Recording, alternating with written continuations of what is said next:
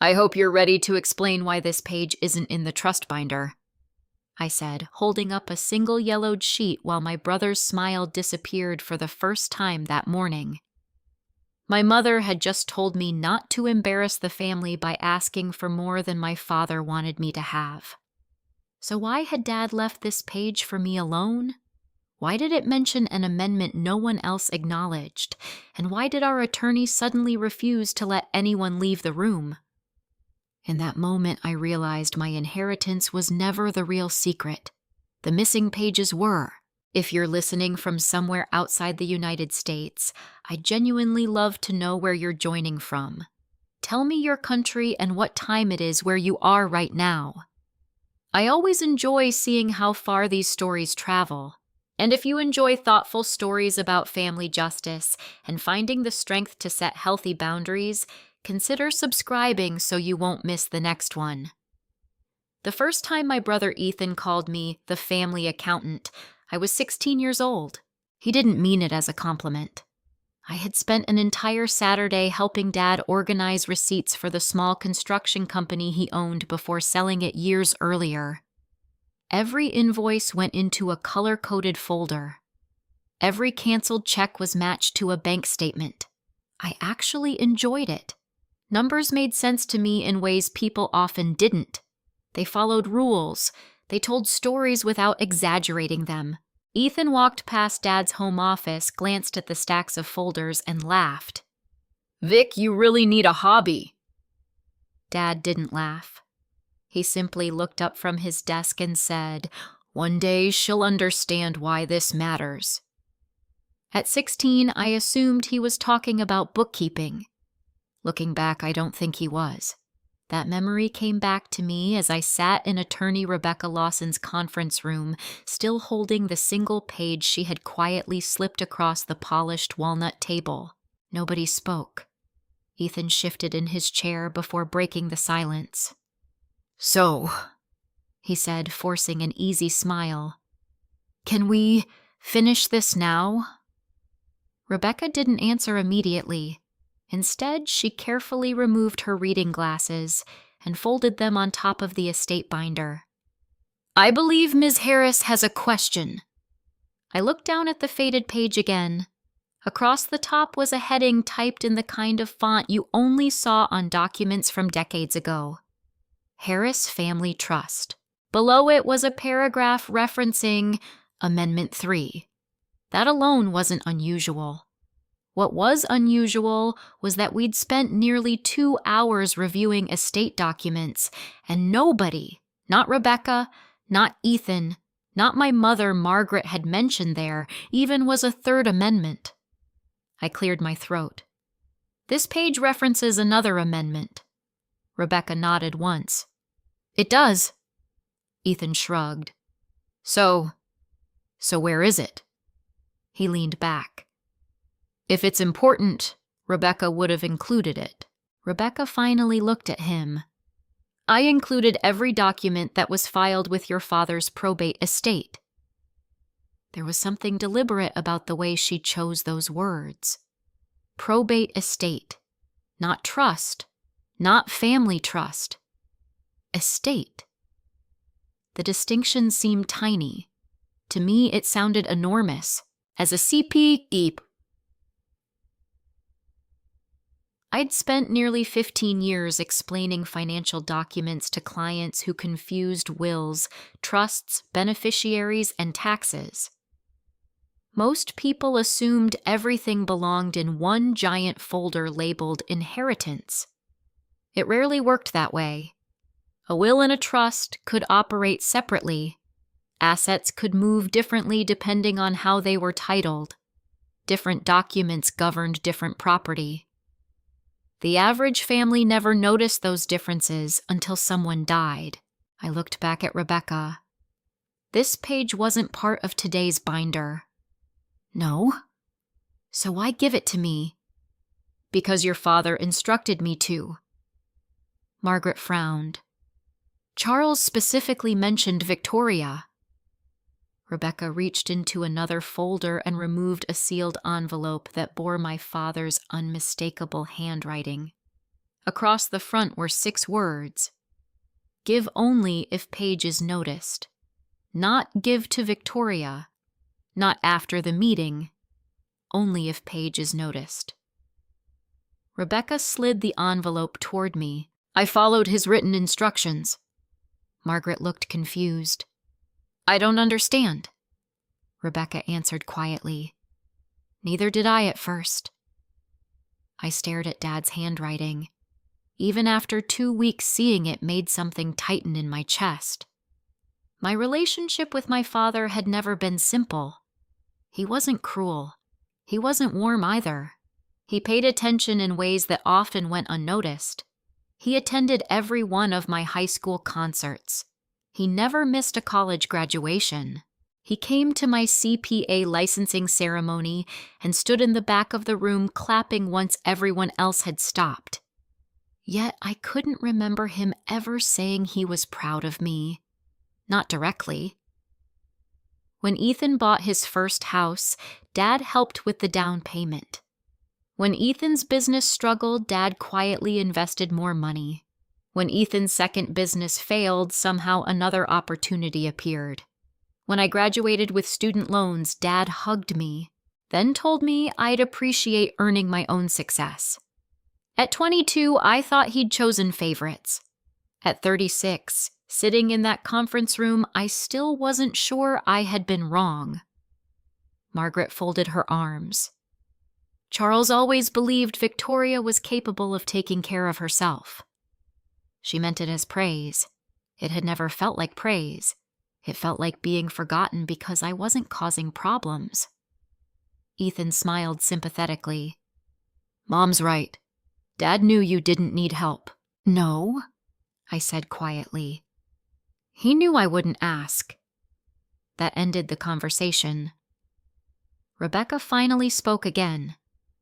Your father believed there was an important difference. No one replied. She continued. For years, Mr. Harris kept 2 completely separate document systems. I know, I said automatically. Everyone turned toward me. You do? I nodded slowly. When I was in college, I helped him archive boxes from his old office. Rebecca's eyebrows lifted. I wondered whether you'd remember. Pieces of old memories began surfacing. Banker's boxes, dust, color-coded labels, Dad insisting that every file had to stay in chronological order. I remembered asking why he never threw anything away. He had smiled not warmly, but knowingly. Paper remembers longer than people do. At the time, I thought he sounded overly cautious. Now the sentence echoed differently. Rebecca asked, Did he ever explain the labels? No. What do you remember? I closed my eyes.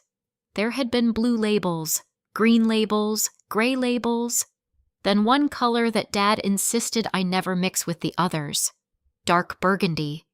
He'd taken those folders himself. I had asked what made them different. He'd answered without looking up. They belonged to someone who started planning before I did. At 19, I assumed he meant an accountant. Now, I wasn't so sure. Grandpa, I whispered. Rebecca nodded. William Harris. The room became quiet again. Grandpa William had died when I was 12. Most of what I remembered about him involved old books, peppermint candy, and the habit of asking questions before offering opinions. I had never known he created the original family trust. Ethan sighed loudly. So, what? Rebecca looked at him with the patience of someone who had repeated the same explanation countless times throughout her career. The Harris Family Trust existed long before your father wrote his will. Margaret blinked. I thought everything was handled through Charles's estate. Not everything. Rebecca opened another folder. Some assets remained under the trust. I watched Ethan. Just for a second. His expression changed. Only slightly. Most people wouldn't have noticed. His jaw tightened. His fingers stopped tapping the table. The confidence he'd worn all morning slipped for the briefest moment before returning. That tiny reaction caught my attention more than anything Rebecca had said. He recovered almost instantly. "So, if there's another trust document, we'll read it later." Rebecca didn't answer. Instead, she looked directly at me. "Your father spent years maintaining records that were never placed with his probate files. Why? Because he believed they might someday need to be found by someone who understood documentation. Nobody said anything." I looked down at the page again. One sentence near the bottom suddenly stood out. Reference maintained in Archive Ledger B. I hadn't noticed it before. Archive Ledger B. That phrase felt strangely familiar. I could almost picture a faded label on one of those storage boxes I'd helped Dad move years earlier. Before I could ask another question, Rebecca reached into her briefcase and removed a thin notebook. She placed it gently on the table. "I wasn't planning to discuss this today." Margaret looked uneasy. "What is that?" Rebecca rested one hand on the notebook. "It's an index your father left with me." Ethan immediately leaned forward. "An index of what?" Rebecca met my eyes before answering. "Of the records he believed someone might eventually need to find." The room fell silent again. For the first time that morning, no one seemed interested in the money. We were all thinking about the same thing. If Dad had created an index, then he hadn't hidden the truth. He had simply expected someone to know where to begin looking. And somehow, without realizing it, I already recognized the first clue. I barely slept that night.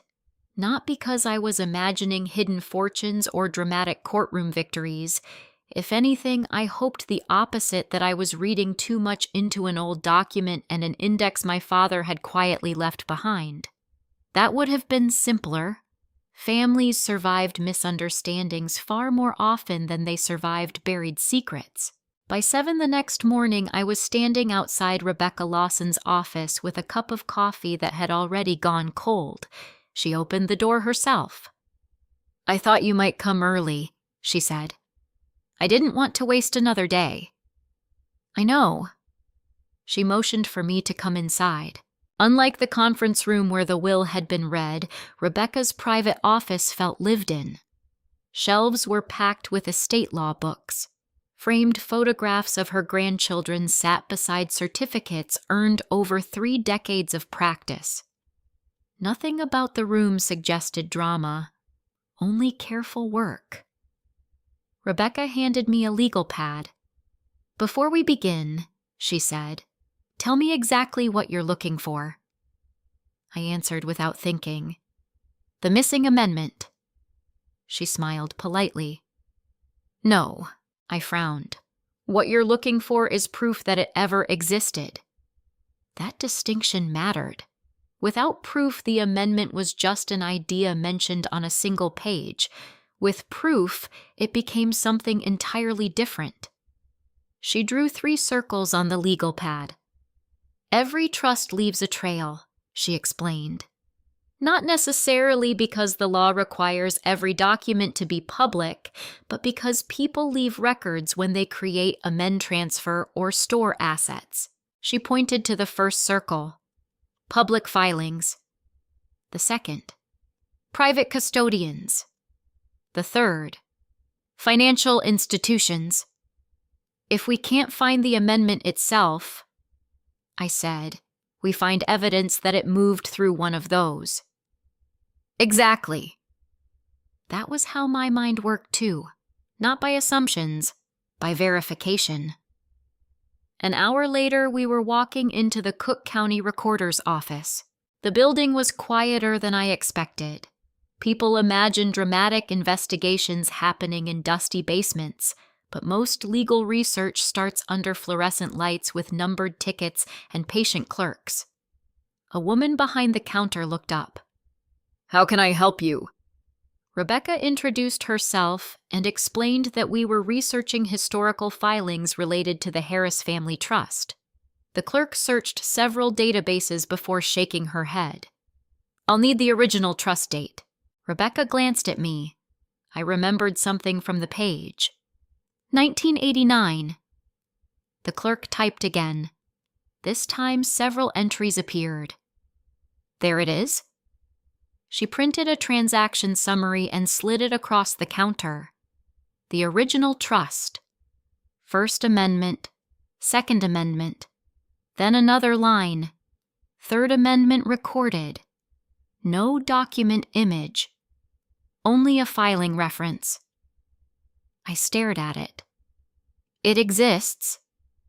Rebecca nodded. It existed enough to be recorded. So where is it? The clerk answered before Rebecca could.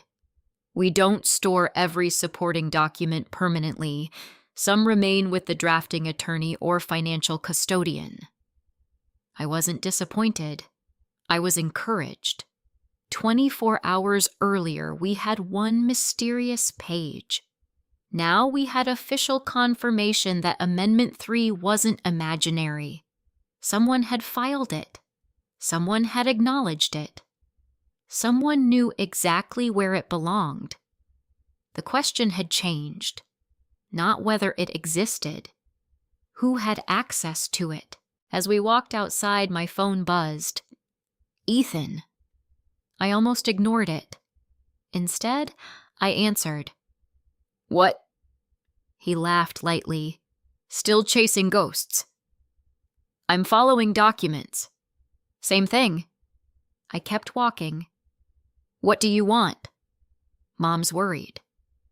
No. He hesitated. She thinks this is becoming unhealthy. I've spent one morning looking at public records. You've spent one morning trying to prove Dad cheated you. His words irritated me because they weren't true. I haven't accused anyone. You don't have to. He lowered his voice. People notice. There aren't any people. There will be. I stopped walking. Ethan. What? If the amendment changes nothing, why are you calling silence? Only for 2 seconds. Then he laughed again. I just don't want you getting hurt. He ended the call before I could respond. Rebecca had heard enough to understand. Interesting. He didn't ask what we found. No. He asked why I was looking. Rebecca smiled faintly. Those are different questions.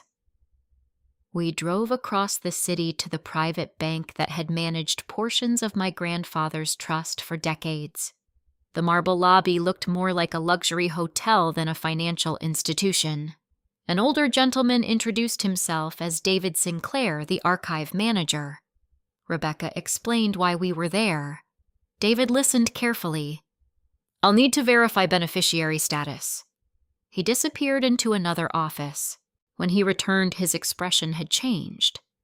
There are historical records connected to the Harris Family Trust. I leaned forward. Can we review them? Not yet. Why not? Because some materials remain under restricted access until beneficiary verification is completed. I expected that answer. Legal procedures rarely moved quickly. David continued. However, he looked down at his screen. I can confirm something. Rebecca remained silent. She already knew not to interrupt. The trust was amended 3 times. There it was again. Confirmation. Independent. From an entirely separate institution. I asked carefully, has anyone requested those records recently? David hesitated. I'm not permitted to discuss other clients. I understand. Rebecca spoke for the first time in several minutes. Can you tell us whether any beneficiary has submitted an access request within the last year? David considered the wording. Yes. My heartbeat quickened. Was the request approved? No. Why? I can't discuss the reason. Rebecca thanked him anyway.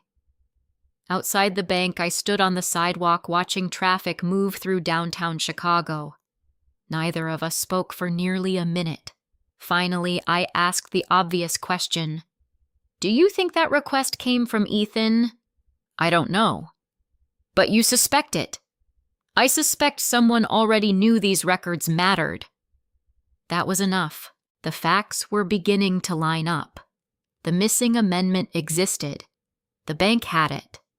Someone had recently tried to access it. Someone failed. Someone never told the rest of the family. By late afternoon, I decided to stop by my father's old office building. The construction company had been sold years ago, but he had continued leasing a small office where he handled personal investments and trust paperwork. The receptionist recognized me immediately. "Victoria." I was hoping someone might still have records about my father's storage inventory. She smiled apologetically. "Most files were removed after his passing." "I know." "But did he leave an inventory list?" She thought for a moment. "Actually," she disappeared into a back room. When she returned, she carried a slim binder. "He always insisted we update this whenever boxes were moved." I opened it. Every storage box had a number. Every number had a destination. Archive A, Archive C, Personal Office, Safe Deposit. Then one entry stopped me cold. Archive Ledger B. Exactly the phrase I'd seen on the forgotten page. Beside it was a handwritten note. Transferred. North Lake, storage facility, no address. Just the facility name. My pulse quickened. I photographed the page with my phone. At that exact moment, another text message appeared. It was from my mother. "Please stop doing this. Your father wanted peace, not another family fight." I stared at the message for a long time. Then I typed a reply. "I'm not looking for a fight. I'm looking for the truth Dad spent years documenting." I pressed send. Less than 30 seconds later, my phone rang again. Not my mother. Rebecca. Her voice was unusually serious. "Victoria." "What happened?" "I just received a call from the bank." "What did they say?" "They've located something connected to Archive Ledger B." I closed the binder slowly. "What kind of something?" Rebecca took a breath before answering. "A sealed trust packet." I drove to the bank the next morning under a gray Chicago sky that threatened rain but never quite delivered it. The weather matched my mood. Everything felt suspended. Not hopeless. Not hopeful. Just waiting. Rebecca had asked me not to rush over the moment she received the call. Instead, she wanted time to review the trust agreement governing access to the sealed packet. If we make one procedural mistake, she'd said over the phone, someone could argue later that the documents were improperly handled. That was Rebecca.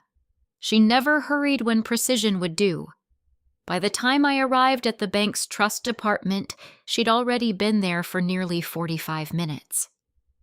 David Sinclair, the archive manager, greeted us with a courteous smile. "I appreciate your patience." Rebecca nodded. "Have you confirmed the access requirements?"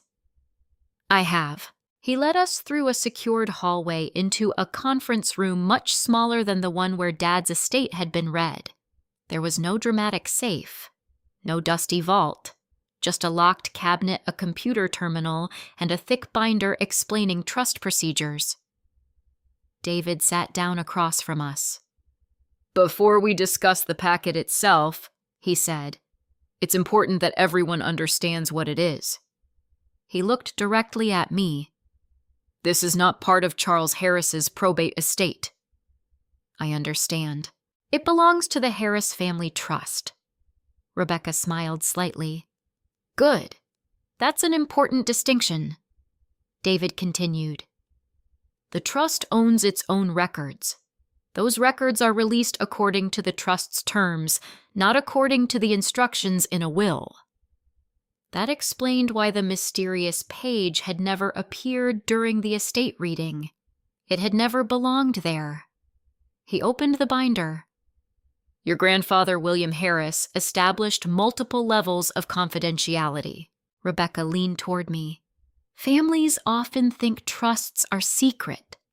They're private, David corrected gently. Not secret. He explained the difference in plain language.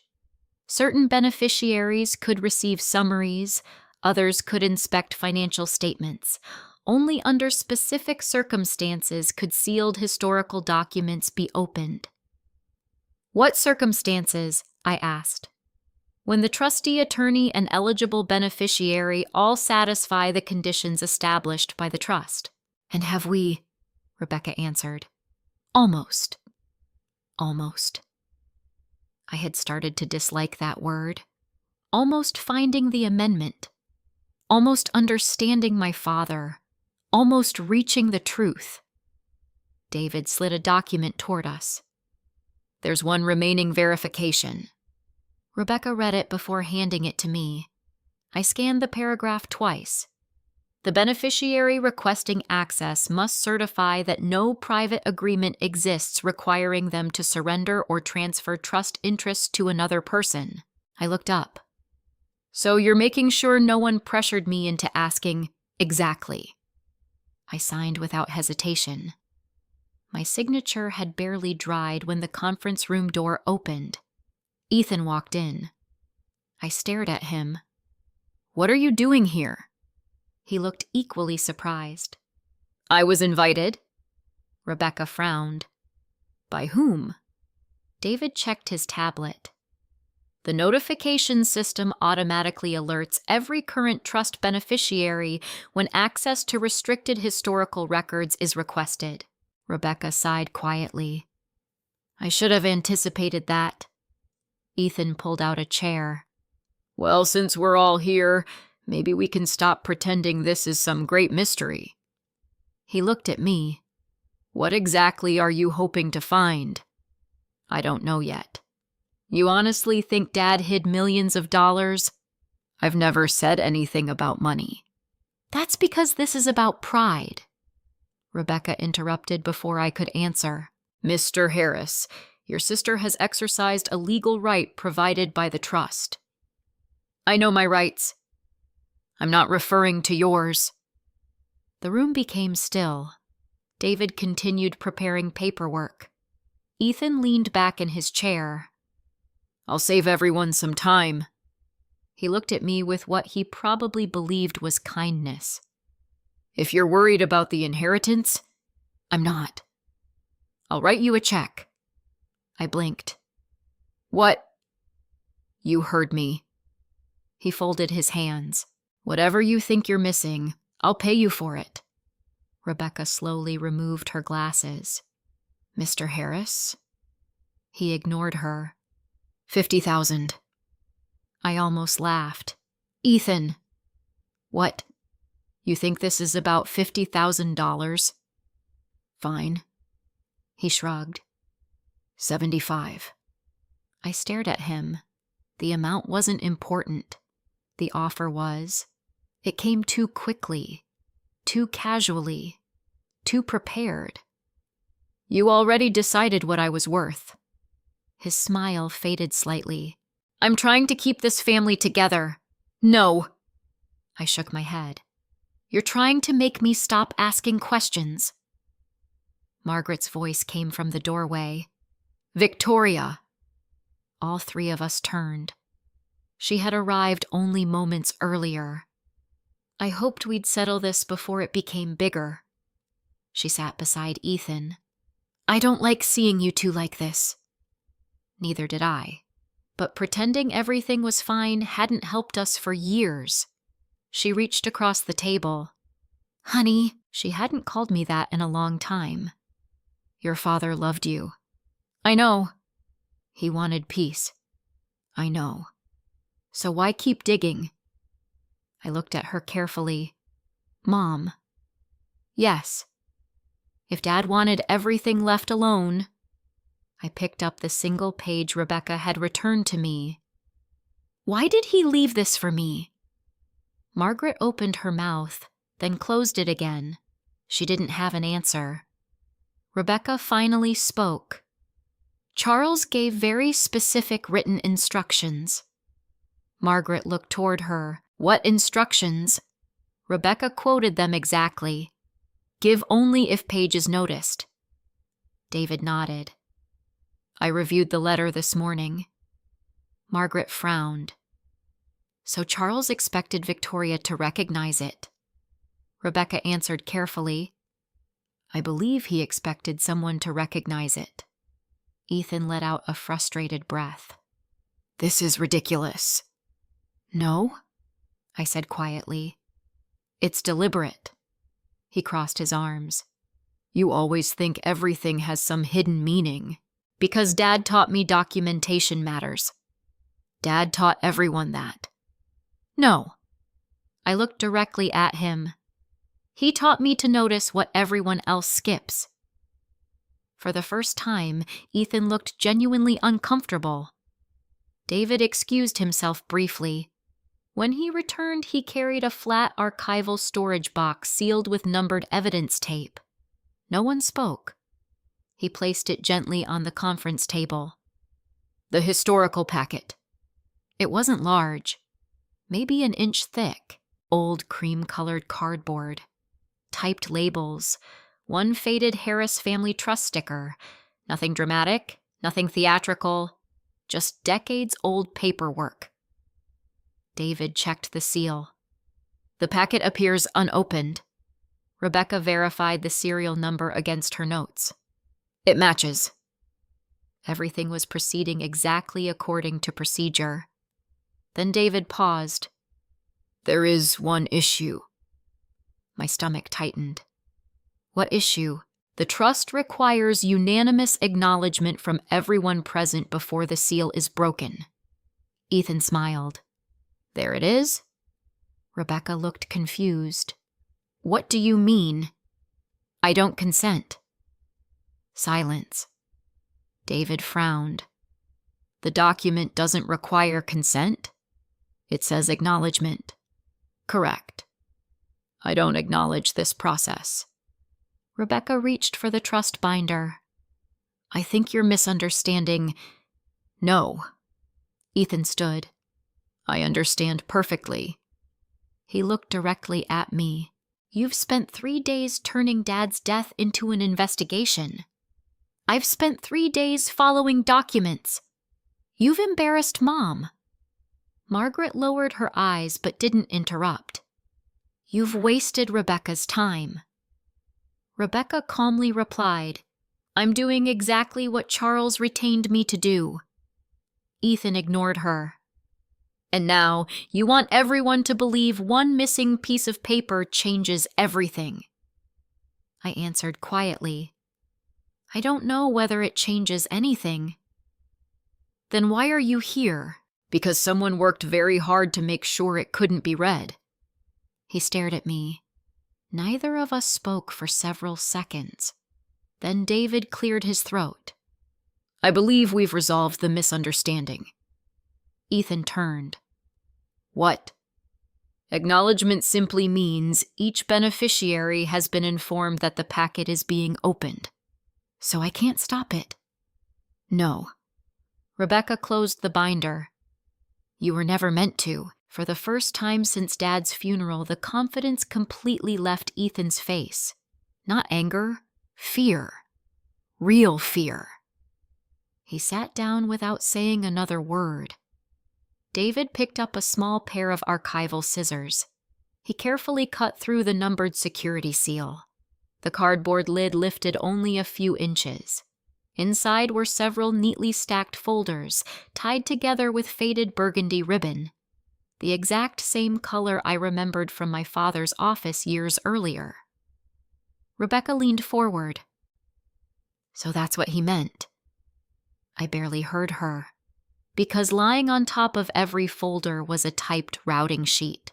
Across the bottom in my father's handwriting were 8 words, Ask why Ethan requested access before my death. The room went completely silent. No one looked at the documents anymore. Everyone looked at Ethan. No one spoke for what felt like an entire minute. The room had become so quiet that I could hear the faint hum of the climate control system built into the archive room. It was designed to preserve paper David had mentioned earlier. Low humidity, stable temperature, minimal light exposure. The irony wasn't lost on me. The bank had spent decades protecting old documents while my family had spent decades protecting old assumptions. Ethan was the first to break the silence.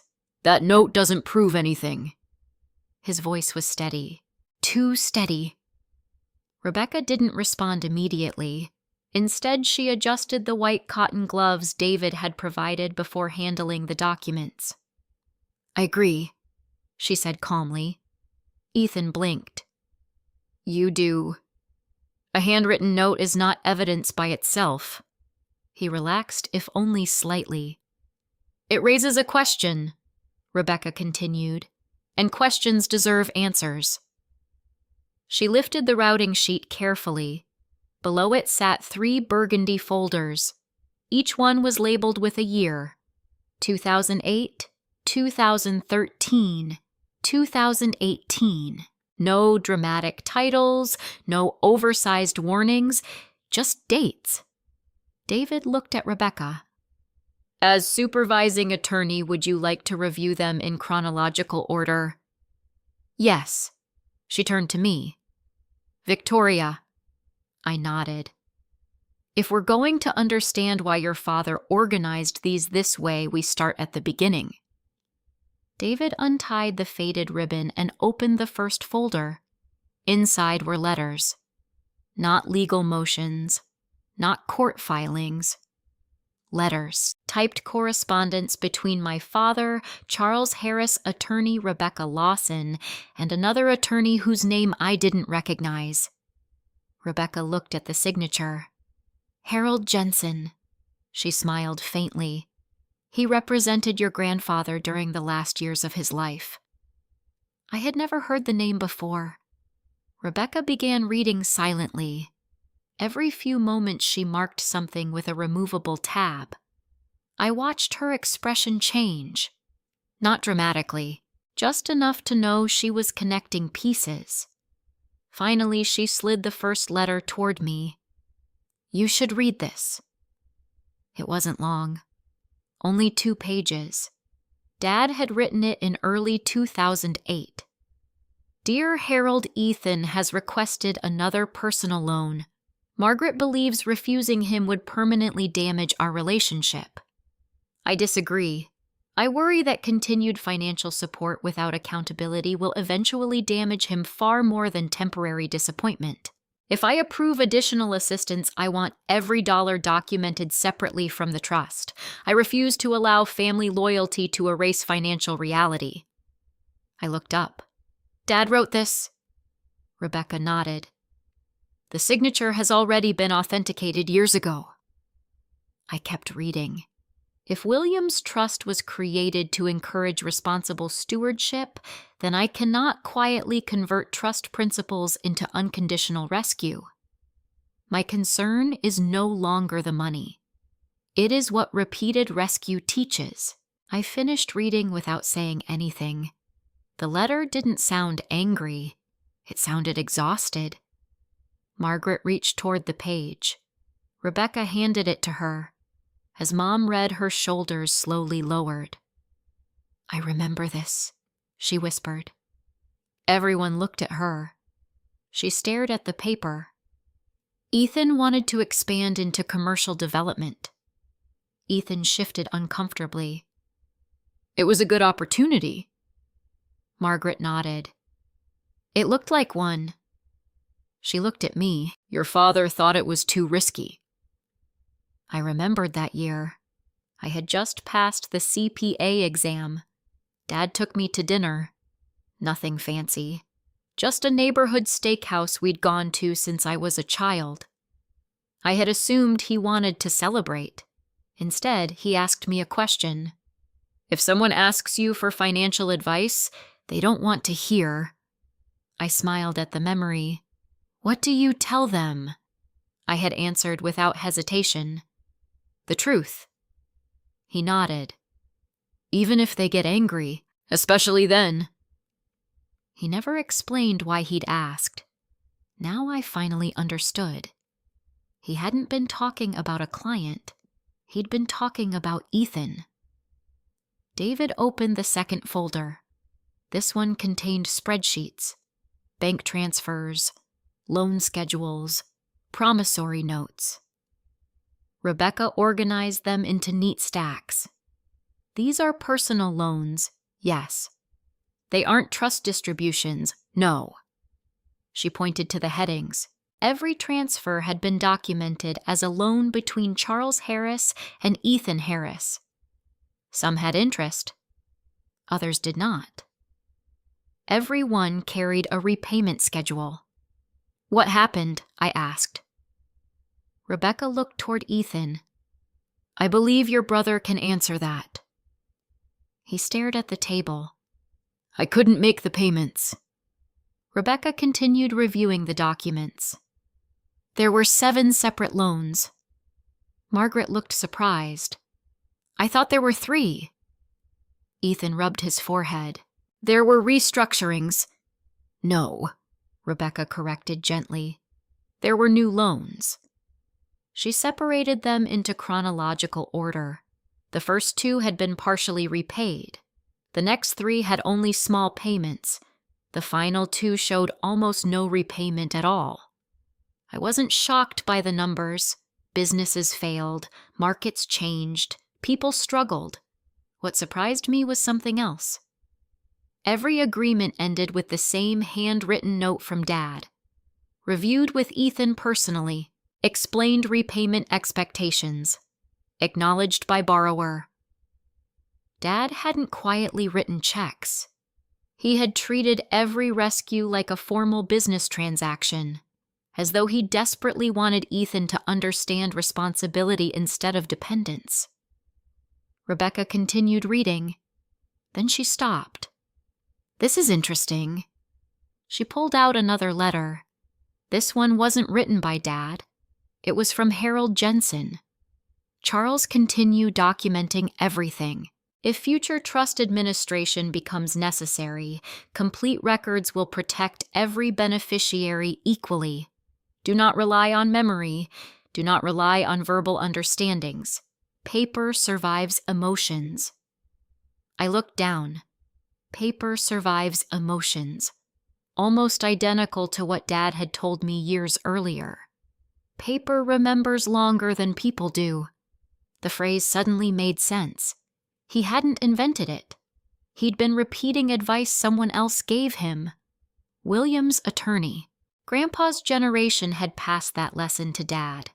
Dad had quietly passed it to me, without either of us realizing it. David carefully opened the third folder. Its label read 2018. Unlike the earlier files, this one contained fewer documents. A cover memorandum, several financial summaries, one sealed inner envelope. Rebecca read the memorandum first. Her expression tightened. What is it? I asked. She looked at Ethan. Did your father ever tell you he was ending further financial assistance? Ethan didn't answer. Rebecca repeated the question. No. Margaret answered instead. He mentioned cutting back. Rebecca slowly shook her head. He didn't cut back. She held up the memorandum. He stopped completely. The room fell silent. According to the memorandum, Dad had informed his attorney that future assistance to Ethan would no longer come from personal funds. Instead, any future requests would require independent financial review. The date caught my attention. Late 2018, just months before Dad retired. What changed? I asked. Rebecca looked toward the final sealed envelope lying inside the folder. I think the answer is probably in here. David examined the smaller envelope. Unlike the archive box, this one carried my father's signature directly across the seal. Rebecca read the handwritten instruction aloud. Open only after reviewing prior correspondence. We had done exactly that. David looked around the room. Shall I proceed? Rebecca nodded. He carefully broke the seal. Inside were only 4 sheets of paper. One was another letter from Dad. One was an accounting summary. One was an independent financial review. The last page was a single email printed on plain office paper. Rebecca picked up the accounting summary first. She frowned, then looked back at Ethan. These figures, she compared them with the earlier loan records. They don't match. Ethan looked away. Rebecca checked again. No. She slid the page toward me. Victoria. I immediately saw the discrepancy. The total amount Dad believed he had loaned Ethan was significantly lower than the amount actually transferred from his accounts. Nearly $600,000 lower. I checked the calculations twice, then 3 times. It wasn't a math error. Someone had categorized a series of transfers differently. Rebecca whispered almost to herself, "That's why Charles ordered an independent review." I turned to the next document. The financial review wasn't written by an attorney. It was written by a forensic accountant. Someone outside the family, outside the law office, outside Dad's business. The report's conclusion appeared in bold. Several undocumented transfers require explanation before trust administration. I looked at Ethan. He looked pale now. Not defensive, not angry, simply exhausted. Then I reached for the final sheet, the printed email. Dad had highlighted one sentence in yellow. I read it once, then again, slowly. My stomach tightened. Because the sender wasn't Ethan. It was my mother. I read the email 3 times before I trusted my own eyes. The sender was Margaret Harris. My mother. Not Ethan. Not one of Dad's attorneys. Not a banker. My mother. For a few seconds I couldn't hear anyone speaking. My attention narrowed to the highlighted paragraph. Charles, please don't confront Ethan yet. He believes he's almost through this. If you tell him you've discovered the additional transfers now, he'll panic. Let me handle him first. Give me a little more time. Margaret. There was no accusation, no confession, no mention of fraud. Just a wife asking her husband to wait. I looked up. Mom was staring at the email as though she'd never seen it before. I remember writing that, she said quietly. No one interrupted her. She reached for the paper with trembling hands. I thought this had been deleted years ago. Rebecca spoke gently. Email records are often preserved when they're printed for legal files. Mom nodded absent-mindedly. I wasn't trying to hide anything. Ethan finally looked at her. Mom. She didn't meet his eyes. I honestly believed I could fix it. The room fell silent again. Rebecca folded her hands. Mrs. Harris, can you tell us what additional transfers referred to? Mom closed her eyes for a moment before answering. I didn't know the exact amount. You knew there were transfers. Yes. Were they authorized? They were... She hesitated. Complicated. Rebecca waited. She never rushed people who were finally telling the truth. Several seconds passed before Mom continued. Ethan's company had lost a major investor. I looked at my brother. He didn't deny it. He was afraid the banks would pull their financing if vendors weren't paid on time, Mom said. He came to your father. Yes. And Charles refused. He said he wouldn't write another blank check. That sounded exactly like the father I had come to understand over the last few days. Firm, methodical, not cruel, just unwilling to keep repeating the same cycle. Mom looked at the email again. Ethan cried. I blinked. My brother and I had never been especially close, but I couldn't remember the last time I'd seen him cry. He said everything he'd built was about to collapse, she continued. He said hundreds of people could lose their jobs. I understood the pressure. Commercial real estate projects involved contractors, suppliers, engineers, lenders, and employees. When financing disappeared, entire chains of businesses could be affected. Dad would have understood that too. So, what happened? I asked. Mom swallowed. I asked Charles to help one last time. And did he? She looked toward Rebecca. He agreed to review the numbers. Rebecca nodded. That's consistent with these records. She tapped the forensic accounting report. He didn't authorize immediate funding. Mom's voice grew quieter. But money still reached Ethan. I turned toward my brother. He still hadn't spoken. Finally, he looked at me. I never stole from Dad. I didn't say you did. I believed every transfer had been approved. Rebecca raised an eyebrow. You believed. Ethan nodded. Mom told me she'd convinced Dad.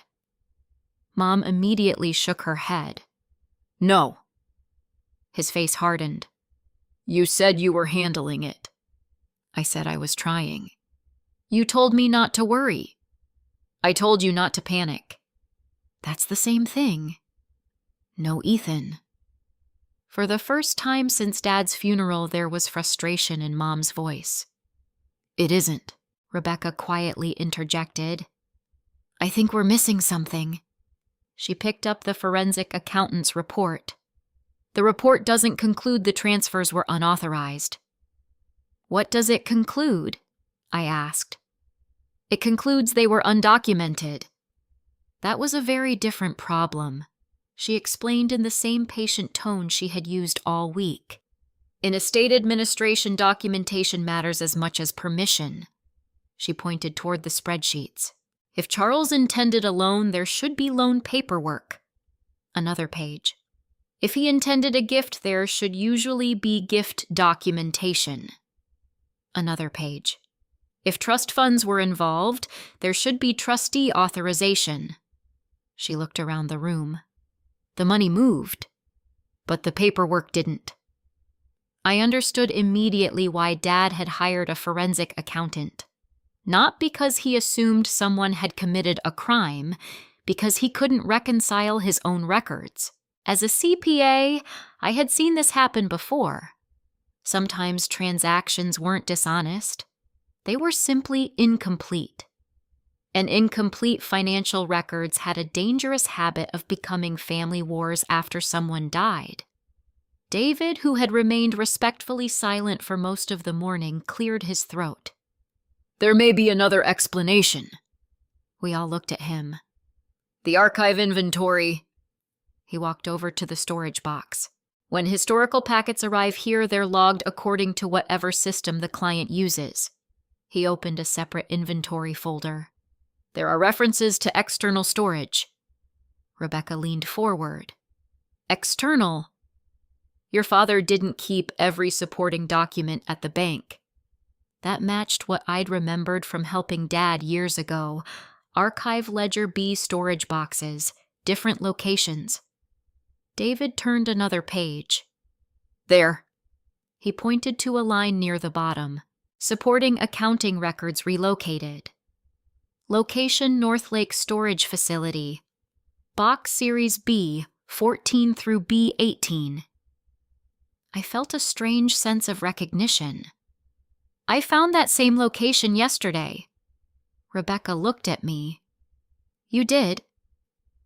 I pulled out my phone and showed her the photograph I'd taken from Dad's office inventory binder. The two references matched perfectly. David nodded. So, the inventory was accurate. Rebecca was already thinking several steps ahead. If B14 through B18 contain the supporting records, they may explain every undocumented transfer. I finished. Exactly. Mom looked exhausted. I don't understand why Charles separated everything. Rebecca answered softly. I think he wanted independent verification. What do you mean? If someone questioned the financial records later, the supporting documents would still exist somewhere else.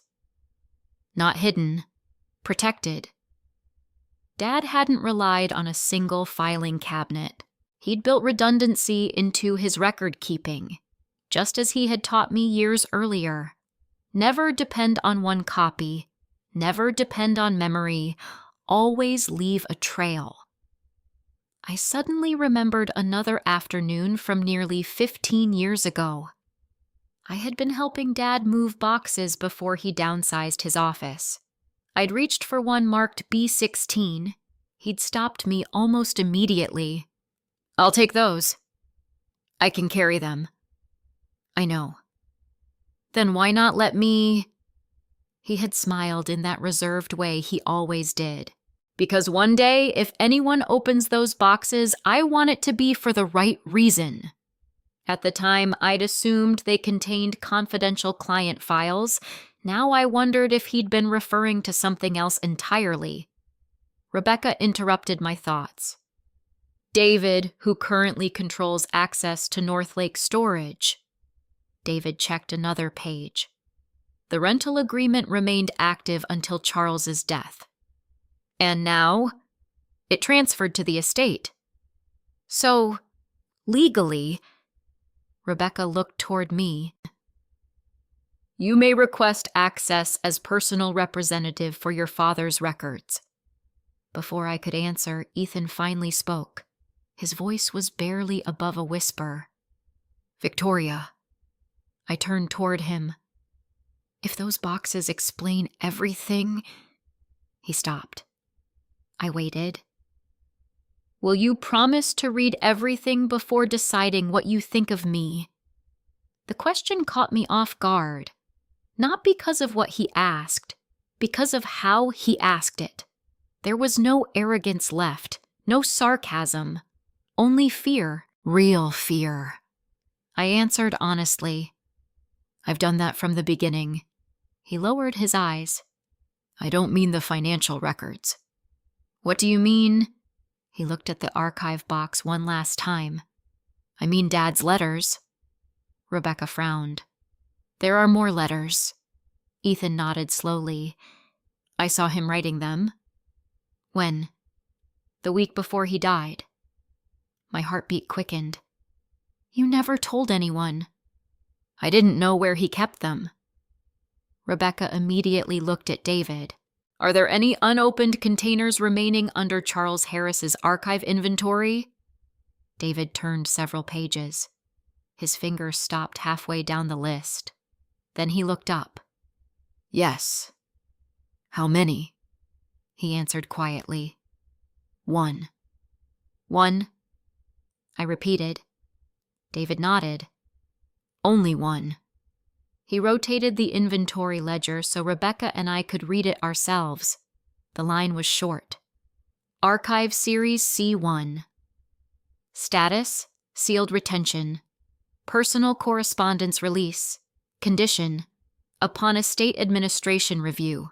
Location Northlake Storage Facility. I looked at Rebecca.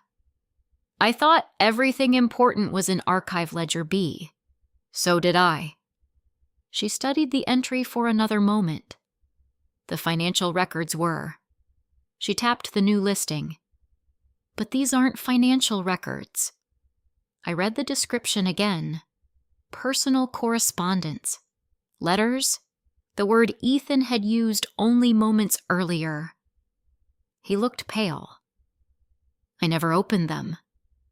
Rebecca turned toward him. But you knew they existed. He nodded. I saw Dad packing them. When? About a week before he died. What exactly did you see? Ethan rubbed both hands together before answering. He had stacks of envelopes spread across his dining room table. How many? I don't know, maybe 15 or 20. Did you ask him what they were? I joked that he was writing a novel. And Ethan managed a tired smile. He said no. I'm trying to make sure people remember what actually happened. The room became quiet again. That sounded exactly like my father. Not sentimental. Precise. Always more interested in accuracy than emotion. Rebecca looked at David. Can the correspondence box be retrieved today? David checked the archive system. I'm afraid not. Why? It's stored off-site. How long? The retrieval service usually requires 1 business day. I let out a slow breath. Another day. Another delay. Normally I hated delays. This time I wasn't sure I was ready for whatever those letters contained. Rebecca gathered the existing documents into neat stacks. We've accomplished quite a bit today. She wasn't wrong. 48 hours earlier, I had one mysterious page. Now we had confirmation that Amendment 3 existed. Proof of multiple documented loans to Ethan. Evidence of additional undocumented transfers. An independent forensic accounting review. References to Archive Ledger B. Confirmation of one remaining correspondence archive. Each answer seemed to produce 2 new questions. As David prepared the paperwork for retrieving Archive Series C1, Rebecca quietly handed me another document from the trust packet. I almost overlooked this. I smiled faintly. Ironic. It is. The paper wasn't a letter. It was an instruction sheet typed by my grandfather's attorney decades earlier.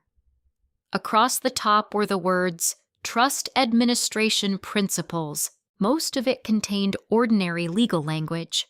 Act impartially. Maintain accurate records. Protect beneficiaries equally. Then one paragraph caught my attention. If disagreements arise between beneficiaries, the trustee shall rely upon documented facts rather than assumptions of intent. I read it twice. Then again, documented facts rather than assumptions. That had become the story of my family. For years, we'd all been operating on assumptions. I assumed Dad loved Ethan more. Ethan assumed Dad would always rescue him. Mom assumed protecting one child meant protecting the family. Dad apparently trusted paperwork more than conversations. Rebecca watched me reading. What are you thinking? I'm wondering how many arguments could have been avoided if we'd talked honestly years ago. She smiled sadly. Probably most of them. Neither of us said anything for a while. Eventually, Mom walked over. She looked exhausted. Not physically, emotionally. She sat beside me without speaking. After nearly a minute, she finally asked, Can I tell you something? Of course. I owe you an apology. I looked at her. She wasn't crying. She wasn't trying to defend herself. She simply looked older than she had a week earlier. When you were growing up, she began, I kept telling myself you were stronger than Ethan. I had heard some version of that sentence my entire life. Rebecca quietly excused herself, giving us privacy. Mom continued, You solved your own problems. I tried. You never asked us for money. I didn't think you'd say yes. She closed her eyes. That's the part I never understood. I waited. I thought refusing to help you was respecting your independence. It didn't feel that way. I know. She nodded slowly. It feels different now. For the first time, I believed she meant it. Not because she'd suddenly changed, because she had finally seen the paperwork. Facts had a way of removing comforting stories. She took a deep breath. When Ethan failed, she glanced toward him across the room. He looked terrified. I know. I thought if I could just get him through one more crisis, he'd recover. And then another crisis came. She nodded. And another. Neither of us blamed Ethan out loud. Neither of us had to. The pattern spoke for itself. Rescue. Relief. Another problem. Another rescue. At some point, helping had quietly become enabling. Mom looked at me carefully. I should have trusted you with the truth years ago. I smiled gently. You were trying to protect everyone. I ended up protecting no one. Before I could answer, Ethan walked over. He looked awkward, like someone rehearsing a conversation he wasn't sure he deserved to have. Victoria. Yeah. I'm sorry. I studied him. What are you apologizing for? He laughed once. Where should I start? I'd rather hear the real answer. He nodded. I spent years believing you judged me. I didn't. I thought you looked down on me because I needed help. I shook my head. I worried about you. I know that now. He sat across from us. When Dad stopped lending me money, he paused. I thought he'd chosen you. My chest tightened. Really? You were successful. So were you. He smiled bitterly. I looked successful. That distinction mattered. I'd seen it in clients before. Expensive cars, large offices, designer suits, then balance sheets that told an entirely different story. Appearances could be financed. Stability couldn't. I kept thinking, Ethan admitted, if I could just finish one more project, everything would recover. He nodded. Exactly. And did you believe that? I wanted to. His honesty surprised me. Not because it excused anything, because it sounded real. Rebecca returned carrying a folder. I've finished reviewing the forensic accountant's report. She looked between Ethan and me. There's something important both of you need to understand. We sat down again. The report never accuses Ethan of fraud. I frowned. It doesn't. No. She placed the report in front of us. The accountant specifically avoided that conclusion. So, what was he investigating? Rebecca pointed to one sentence. Whether undocumented transfers affected trust administration. That's all. That's enough. She explained carefully. The accountant's job wasn't to determine whether Ethan had committed a crime. His job was to determine whether the trust records accurately reflected financial reality. Those were two very different questions. The distinction immediately made sense. Someone could receive money with permission. If the paperwork failed to match the transaction, the records still needed correction. Estate law depended on accuracy, not assumptions. Rebecca leaned back. I think Charles understood that. I looked at Dad's letters again. He wasn't building a case against Ethan. No. He was protecting the integrity of the trust. Exactly. For the first time since the funeral, I felt something unexpected. Not victory, relief. Because if Rebecca was right, then Dad hadn't spent his final years secretly trying to destroy my brother. He had been trying to protect the truth from being rewritten after he was gone.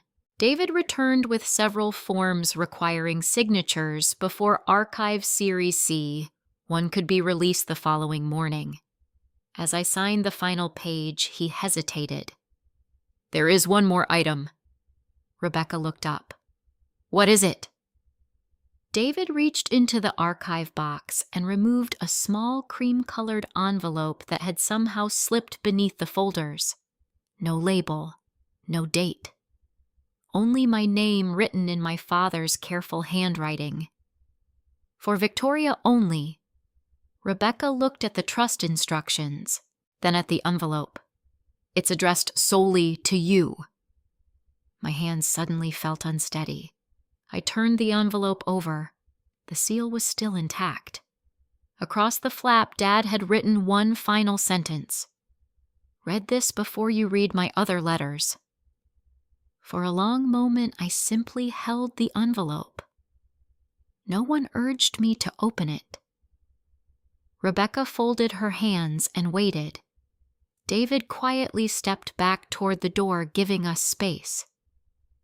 Even Ethan and Mom remained silent. It felt strangely familiar. Growing up, Dad never interrupted when I was working through a difficult math problem or balancing my first accounting exercises. He believed that if someone was thinking carefully, they deserved the time to finish.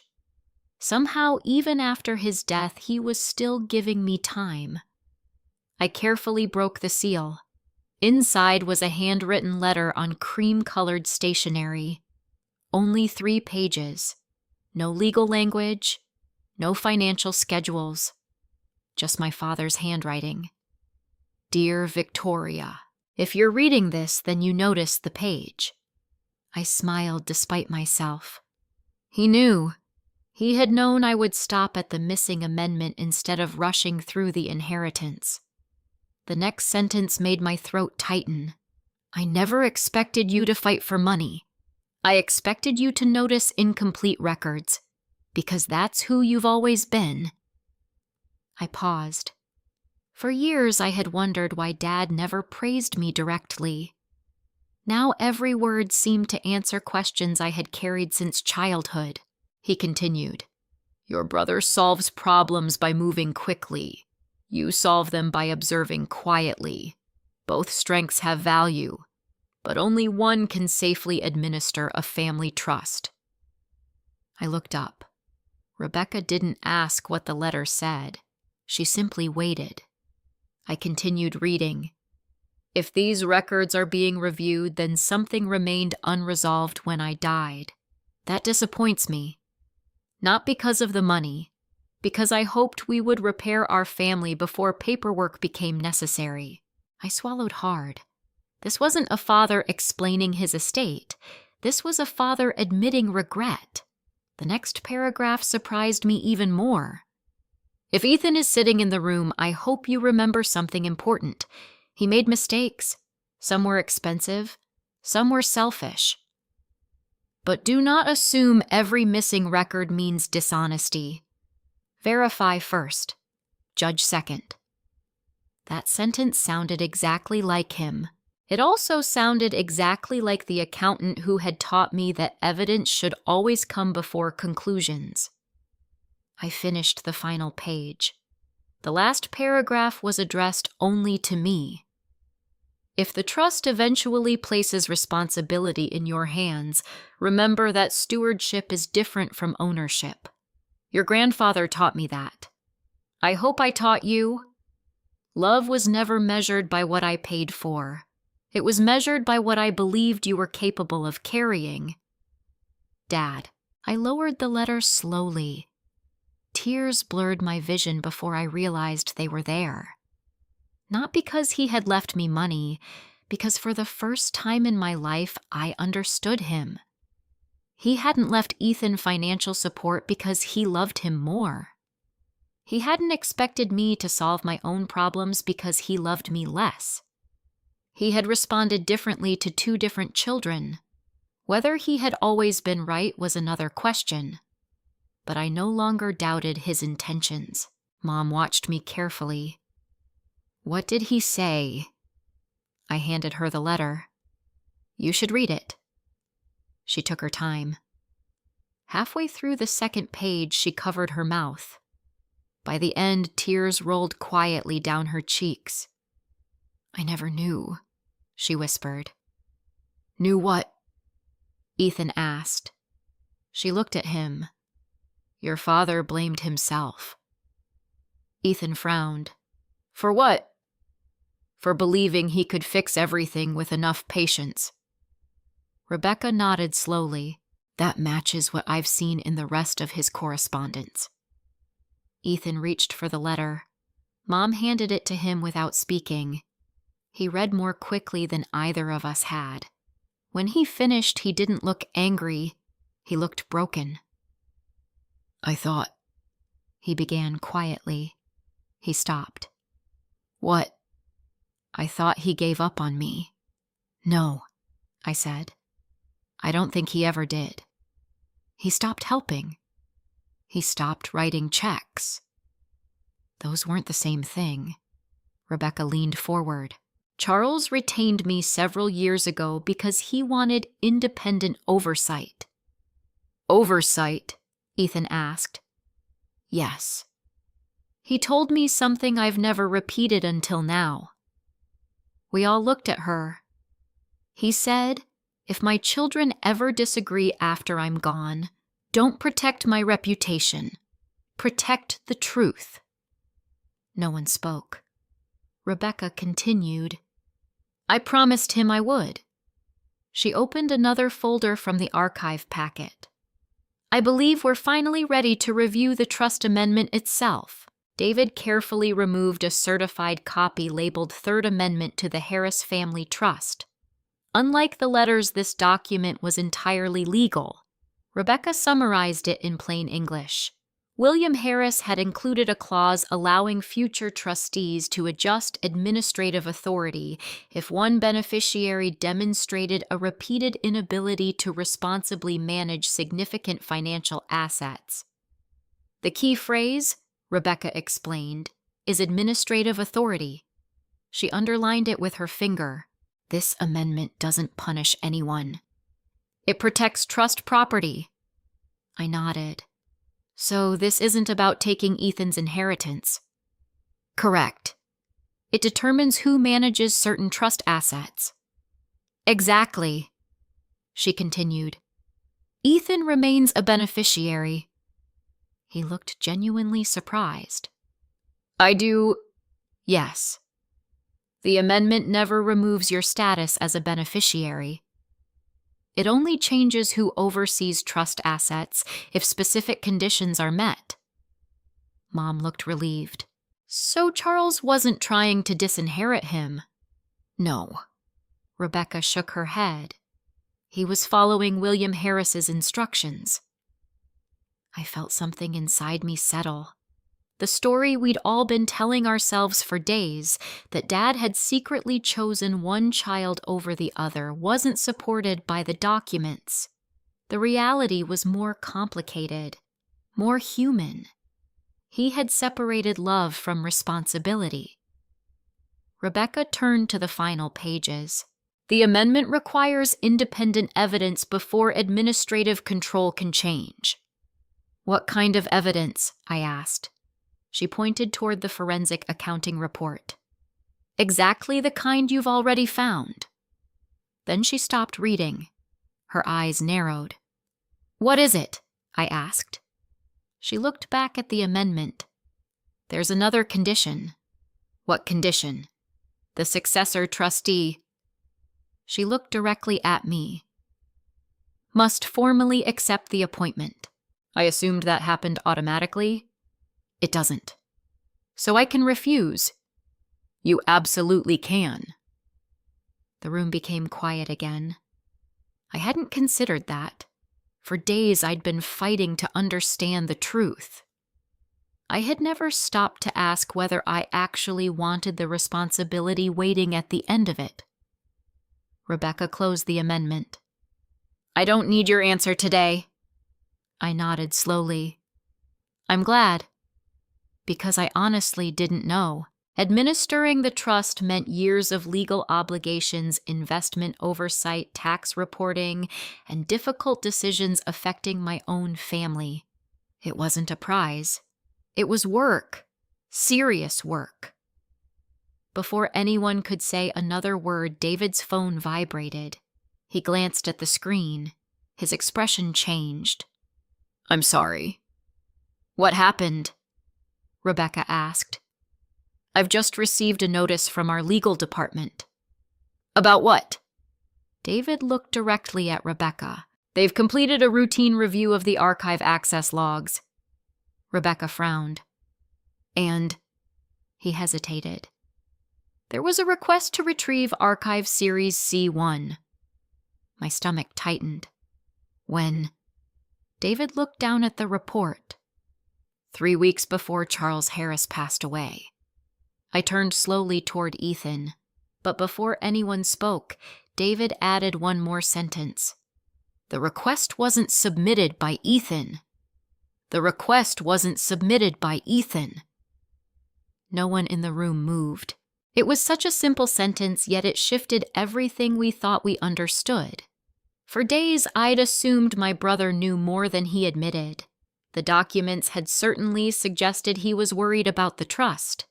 But if he hadn't requested Archive Series C1 before Dad died, then someone else had.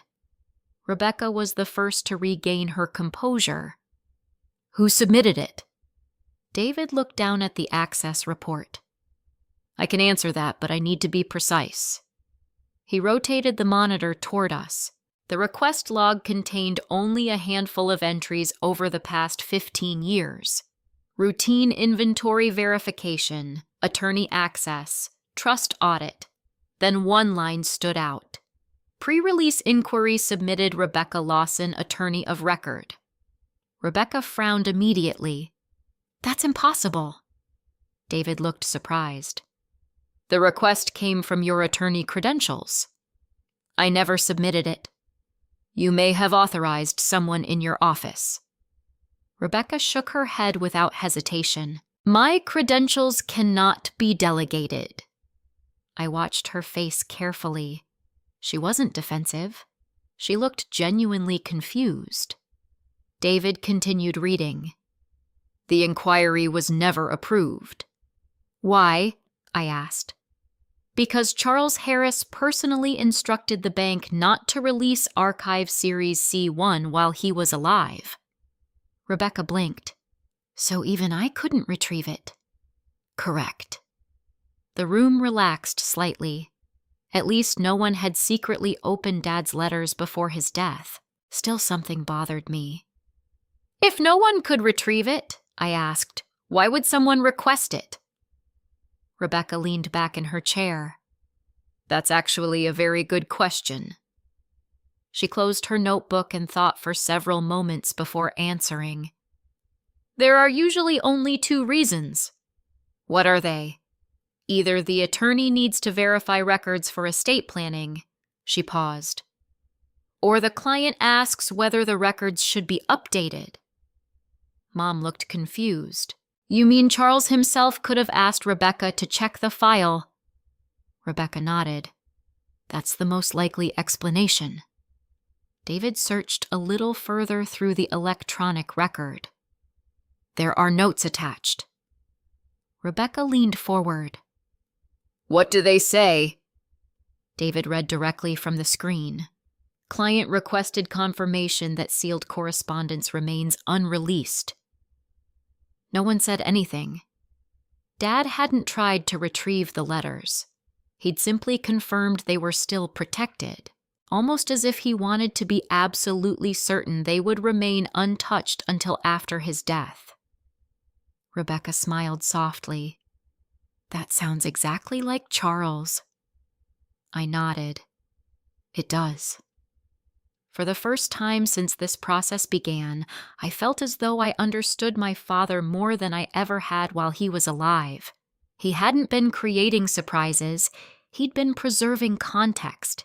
He wanted every piece of evidence available before anyone read his personal thoughts. That was why the letters came after the financial records, not before. He wanted facts to speak first. Only then would emotions have somewhere honest to land. Rebecca gathered the documents into separate piles. I think we're ready to answer the original question. The original question? Mom asked. Yes. She looked at me. Why did Charles leave Victoria that single page? I looked down at it again, the yellowed sheet that had started everything. At first I believed it was a clue. Then I thought it was a legal key. Now I wasn't so sure. Rebecca smiled. I think your father trusted your profession. My profession, you're a CPA. She tapped the page. Most people would have focused on what they were receiving under the will. She pointed to the tiny reference line near the bottom. You noticed a cross-reference. I laughed quietly. I almost missed it. But you didn't. No. She folded her hands. Charles wasn't testing whether you deserved the inheritance. He was testing whether I'd follow the evidence. I believe so. That realization settled over the room in a way none of us expected. Dad hadn't arranged a competition between his children. He had simply left the administration of the trust to the child most likely to notice an incomplete record. It wasn't about intelligence. It wasn't about favoritism. It was about temperament. Ethan stared at the table for a long time. Finally, he spoke. You know what the worst part is? I looked at him. I spent years believing Dad thought I was a failure. I didn't answer. He continued. So every time he questioned my finances, he smiled sadly. I heard criticism. Rebecca gently corrected him. He was asking for accountability. I know that now. He rubbed his forehead. I just wish I'd known it sooner. Mom reached over and squeezed his hand. You weren't the only one who misunderstood him. She looked at me. I thought Charles was being unfair to you. I smiled gently. So did I. The three of us sat there for several minutes without speaking.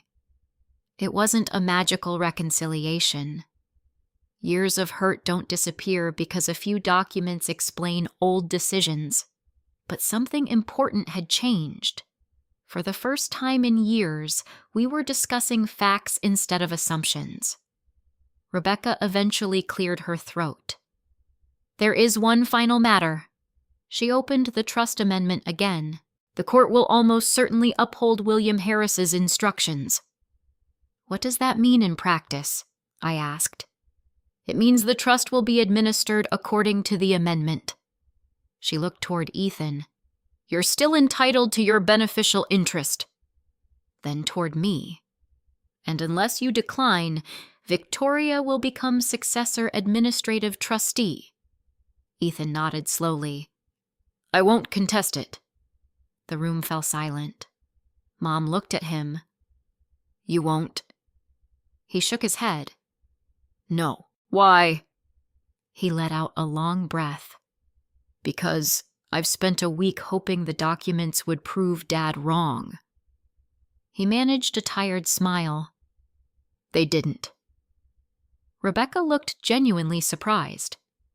You understand what that means legally? I do. It limits your authority over certain trust assets. I know. And you're willing to accept that. He looked at me. If the person overseeing the trust is Victoria, he paused. Then at least I know every decision will be based on the paperwork. I wasn't expecting that. Neither was Rebecca. I don't need you to trust me, I said quietly. I only need you to trust the documents. He smiled. I think Dad would appreciate that answer. Rebecca closed the final folder. I'll prepare the court filings this afternoon. How long before the hearing? I asked. About 2 weeks. And after that, the judge will determine whether the trust should be administered exactly as written. I nodded. I'll be there. As we began gathering our belongings, David walked back into the conference room carrying one last envelope. I almost forgot. Rebecca looked up. What's that? It was attached to today's retrieval paperwork. He handed it to Rebecca. She read the cover sheet once, Then a second time. Her expression changed. "What is it?" I asked. She looked directly at me. "The bank completed a reconciliation of every historical transfer connected to your father's accounts. Were there more undocumented payments?" Rebecca slowly shook her head. "No." "Then what did they find?" She slid the report across the table. Across the final page, one sentence had been highlighted by the bank's auditors. Every dollar transferred to Ethan Harris originated from Charles Harris's personal accounts. None came from the Harris Family Trust. For several seconds, no one spoke. Then I finally understood. The story everyone, including me, had been telling was wrong. Dad had never used my grandfather's trust to rescue Ethan. He had sacrificed only his own money, and that changed the meaning of everything the court was about to decide. I read the bank's reconciliation report twice before setting it down. Then I read the highlighted sentence a third time. Every dollar transferred to Ethan Harris originated from Charles Harris's personal accounts. None came from the Harris Family Trust. For days, I'd believed this story was about money that had been taken from one child and given to another. It wasn't. The Harris Family Trust had remained untouched. My father had never used my grandfather's legacy to rescue Ethan. He had sacrificed his own savings instead. That distinction mattered more than I could explain, because it meant William Harris's trust had always been protected exactly as intended. The person making painful sacrifices hadn't been my grandfather. It had been my father. 2 weeks later, we gathered in probate court. Unlike the dramatic courtroom scenes people see on television, this hearing was quiet. There were no surprise witnesses, no emotional speeches, no one stormed out. Just documents, timelines, certified records, and the law. Judge Eleanor Whitmore had reviewed hundreds of pages before anyone entered the courtroom. When the hearing began, she summarized the issue in less than 2 minutes. "This court is not deciding which child was loved more." Her words echoed through the courtroom. "This court is determining whether the Harris Family Trust should be administered according to its governing documents." That single sentence cut through years of family assumptions. Rebecca presented the evidence methodically. She walked the court through William Harris's original trust, the First Amendment, the Second Amendment, then the Third Amendment that had begun this entire journey. She explained why trusts and wills were separate legal instruments. She explained why Charles Harris had documented every personal loan to Ethan. She explained why he had hired an independent forensic accountant not to accuse his son of wrongdoing, but to ensure the trust records accurately reflected reality before anyone inherited responsibility. Every explanation was supported by documents already admitted into evidence. No speculation, no dramatic accusations, just facts. The judge asked only a handful of questions. Most were directed at Rebecca. One was directed at me. "Ms. Harris." "Yes, Your Honor." "Do you accept the appointment as successor administrative trustee under the conditions established by the Harris Family Trust?" I had thought about that question every day since reading my father's letter. 2 weeks earlier, I wasn't sure. Now I was. "Yes, Your Honor." "And why?" I looked at the judge before answering. "Not because I won something." The courtroom became still. "But because the trust deserves someone who will follow the documents exactly as they were written." The judge nodded once. "Thank you." Then she turned toward Ethan. "Mr. Harris." "Yes, Your Honor." "Do you object to enforcement of the Third Amendment?" Ethan stood. His attorney had already explained that he had every legal right to contest it. Instead, he shook his head. "No, Your Honor." Would you like to explain your position? He glanced toward me before answering. My grandfather created the trust to protect our family's future. He paused. My father protected it. Another pause. My sister noticed what everyone else overlooked. He looked back at the judge. I don't agree with every decision my father made while he was alive. His voice remained calm. But I believe the trust should be enforced exactly as he intended. For the first time since this process began, there was no resentment in his voice, only acceptance.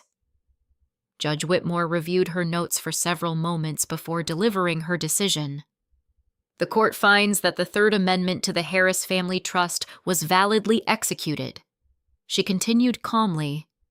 The documentary evidence demonstrates that the amendment remained in effect at the time of Charles Harris's death. Another page turned. The court further finds no evidence that trust assets were improperly diverted. I noticed my mother's shoulders relax. The greatest fear she'd carried for weeks had finally disappeared. Then came the ruling that changed our family's future. The court appoints Victoria Harris as successor administrative trustee in accordance with the trust. She looked directly at me.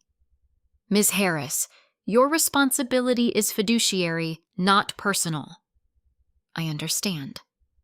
You are expected to administer these assets impartially. I will. The hearing lasted less than an hour. Years of confusion had been resolved through careful documentation rather than emotional arguments. Outside the courthouse, reporters weren't waiting. There were no television cameras, no dramatic applause, just ordinary people walking past an ordinary family leaving an ordinary building. I liked that. Real justice rarely looked cinematic. It usually looked like paperwork. A week later, I met Rebecca one last time in her office. She handed me a small wooden box. I think Charles intended you to have this. Inside were my father's fountain pen, his old calculator, and a folded note. Only one sentence. Keep better records than I did. I laughed.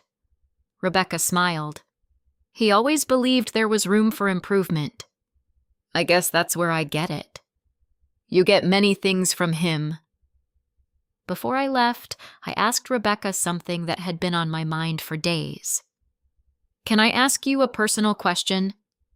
Of course. Did my father ever tell you why he never simply explained all of this while he was alive? She was quiet for a long moment. Finally, she answered. He once told me something I've never forgotten. What was it?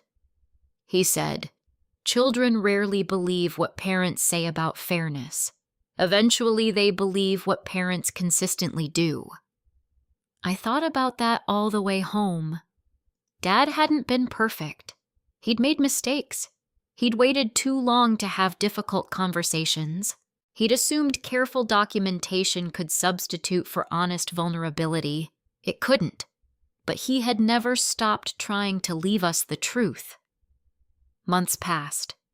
Ethan sold several investment properties voluntarily and focused on rebuilding his business more conservatively. For the first time in years, he hired an outside financial advisor instead of relying on family. Mom began seeing a therapist after admitting she had spent decades confusing protection with love. She and I slowly rebuilt our relationship, not by pretending the past never happened, by refusing to lie about it anymore. As for me, administering the trust became exactly what I expected. Meetings, investment reviews, tax filings, annual reports, nothing glamorous, just responsibility. One afternoon, nearly a year after the court hearing, I stood outside the community college where a new scholarship was being announced. The William Harris Financial Responsibility Scholarship. It wasn't enormous, just enough to help students studying accounting, finance, or business who demonstrated integrity and perseverance rather than perfect grades. That felt like something Grandpa would have appreciated. As I watched the first recipients walk across the stage, I realized something that surprised me. The inheritance had never changed my life. The truth had. For years, I believed I had been overlooked because I wasn't worth choosing. Instead, my father had quietly chosen me for the one responsibility he believed required patience more than confidence.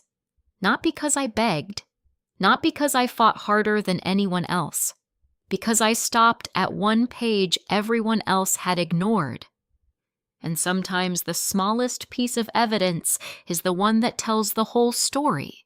The hardest part about being taken for granted by family isn't losing money. It's slowly beginning to believe that your value depends on how much you're willing to sacrifice for everyone else. Many people who grow up as the responsible one quietly carry burdens that no one notices because they've become so good at handling them. Healthy boundaries are not acts of rejection, they are acts of honesty. Justice is not the same as revenge. Justice allows truth to stand on its own. Revenge tries to make someone else suffer. Forgiveness, when it comes, can bring peace, but it does not require restoring unlimited access to your life, your finances, or your trust. Sometimes the healthiest relationship is one built on clear expectations instead of old habits. If you've ever been overlooked, manipulated, or expected to carry more than your share simply because you were dependable, I hope Victoria's story reminds you that evidence, patience, and integrity often speak louder than anger. I'd love to hear your thoughts or experiences in the comments. If stories like this resonate with you, consider subscribing and joining us for more thoughtful conversations about family resilience and healing. This is a fictional story created for entertainment, education, and reflection.